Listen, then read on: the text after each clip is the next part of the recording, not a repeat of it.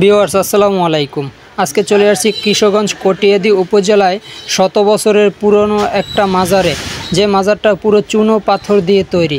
Viewers এখন যে দেখতে পাইতেছেন এই মাজারে দেখেন একটা ছিদ্র আছে, এই ছিদ্র দিয়ে কিন্তু বিভিন্ন ধরনের চুন দুধ এইগুলো দেওয়া হয়। আর এই মাজারটা কিন্তু পুরোটাই চুনা পাথর দিয়ে তৈরি। দেখেন একদম সাদা ধপধপে, একদম সাদা। এই যে দুইটা লোক তারাও দেখতে আসছে এই মাজারটা। দেখেন এই মাজারটা আপনাদের আমি ঘুরে দেখাবো। চারপাশটা কত সুন্দর, দেখেন একদম সাদা ফকফকে জকজকে, একদম চুনা পাথরের। এটা কিন্তু 1400 বছরের আগের পুরনো একটা মাজার। এই মাজারটা যারা আসেননি এবং দেখেননি অনেক মিস করছেন। এই মাজারটা দেখতে হলে আসতে হবে কটিয়াদি কিশোরগঞ্জ নিকলি হাওরের রোডে।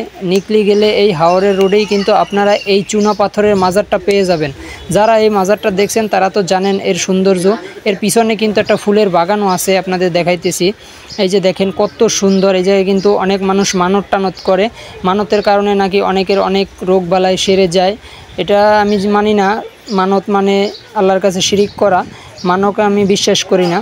এই যে দেখেন মাজারের এটা কিন্তু একটা মাটির ঢিপি, এ জায়গায় কোনো কবর টবর নাই, একটা মাটির ঢিপির উপরে চাদর বিছাইছে, বিছানোর পরে এটার একটা মাজারের মতন বলতেছে। এই যে দেখেন একদম পুরো চুনো পাথর দিয়ে তৈরি। এটা প্রায় 100 বছরের আগের পুরনো একটা মাজার।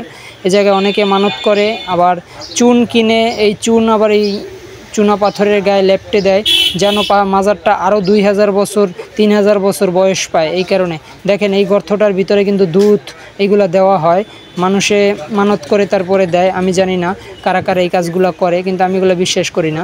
এই যে দেখেন পুরো গাছের গোড়া থেকে একদম পুরো জায়গাটা চুন দিয়ে লেপটানো। এই দেখেন এই জায়গাতে কিন্তু সব চুন।